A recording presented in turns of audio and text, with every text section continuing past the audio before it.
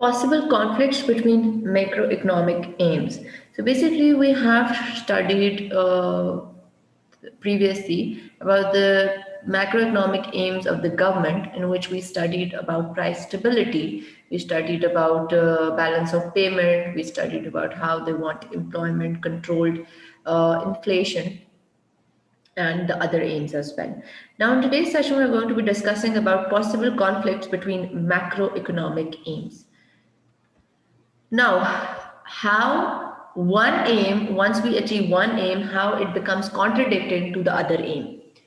Now, for example, if the government is looking for full employment, then how it would impact the aim of price stability. When a policy is introduced to achieve one macroeconomic aim, it tends to conflict with one or more other aims. In other words, as one aim is achieved, another aim is undone. So this might be a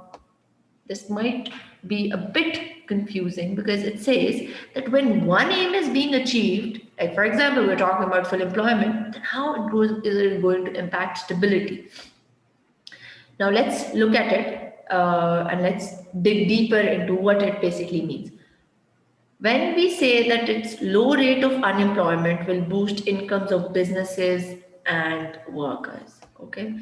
So basically, when unemployment is going to be lower, then people will have more incomes, so will the businesses, because now they will have more people to work. This rise in incomes means higher demand. So definitely, when you talk about that, when there's going to be employment, then there's going to be more employment, then now people have more income. When people have more income, then they have more power to consume things. So eventually, this would lead towards greater consumption. Consumption. Okay. Now, just this is consumption.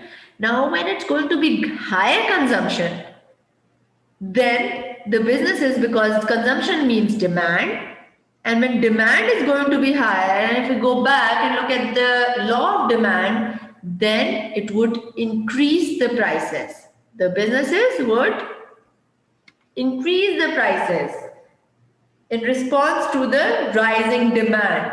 So when the prices increase, or there's an increase in the general price level, that results in inflation. Results in what? Inflation. This is probably the most prominent policy conflict in the study of economics. Now let me reiterate what I said, that when we have employment, for example, we are trying to achieve the first and foremost, what do we call, the objective or the aim of the government, that is to create full employment, maximum employment, as much as we can. When more people would be employed, it means that more people would have more income to consume stuff. So incomes would rise. When incomes would increase, then people would have more money to spend. So that would lead to more consumption. Consumption. When there would be more consumption, consumption means demand, higher demand. When there would be higher demand, so as per the law of demand, what would it do? It would increase the prices. Prices would increase. This is how each thing is intertwined. This is how one thing is interrelated with the other one. So that would lead to inflation.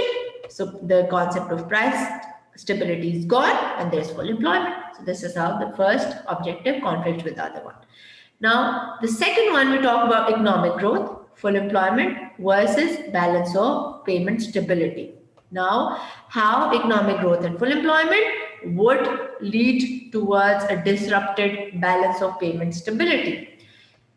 Now, when incomes rise, because there's economic growth, there's employment, because the unemployment is low, which means that the more people are employed, people will import more goods because they have more money to consume, right? They have more money to consume imported products, which in return, when the imports are more, so our balance of payment becomes deficit, so that leads towards an unfavorable balance of payment. So this becomes in contradiction when these two aims are achieved. Okay, so this is how it is. Now we move towards economic growth versus full employment. So now how these two are in contradiction with one another. So when we talk about economic growth, the GDP of the economy increases, the output in the economy increases, right? So when this is achieved, then how it leads to a contradiction with the full employment. When we are trying to produce more efficiently, we're trying to produce maximum output, then we will move towards capital intensive products, which means that we are replacing labor with capital. We are hiring, we are inducting more capital, and we are making more labor redundant. So this is how this is going to become in conflict with this one. So this is how when we move towards achieving one goal, so it leads to it creates a problem, we can say, for the other objective. So this is how one objective conflicts with the other one.